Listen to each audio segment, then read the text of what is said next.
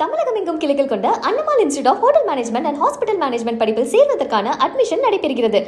வடக்கு குஜராத்தில் தேநீர் விற்று குடும்பத்திற்கு உதவிய சிறுவனாக பிறந்த நரேந்திர மோடி விடாமுயற்சி மற்றும் சமூக சேவையால் இன்று 3வது முறையாக பிரதமராக உயர்ந்துள்ளார்.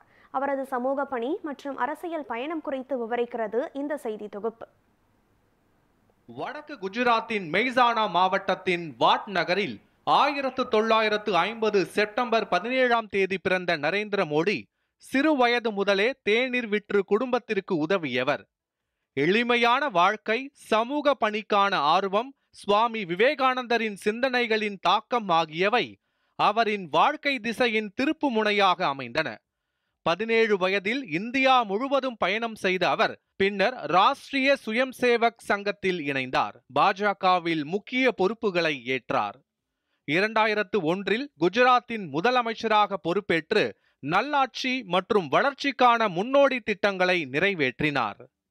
2014, 2019, 2024 ஆகிய 3 நாடாளுமன்ற தேர்தல்களில் பாரதிய ஜனதா கட்சியை வெற்றி வழி நடத்திய அவர் 3வது முறையாக பிரதமராக பதவியேற்றார். வறுமை ஒழிப்பு, ஆரோக்கியம், பெண்கள் நலன், விவசாயிகள் முன்னேற்றம் போன்ற பல்வேறு திட்டங்கள் மக்களின் வளர்ச்சிக்காக செயல்படுத்தினார்.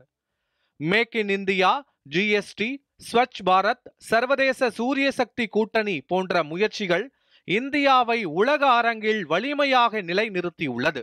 தேநீர் விற்ற சிறுவனில் இருந்து உலக தலைவராக உயர்ந்த மோடியின் பயணம் விடாமுயற்சியின் ஒரு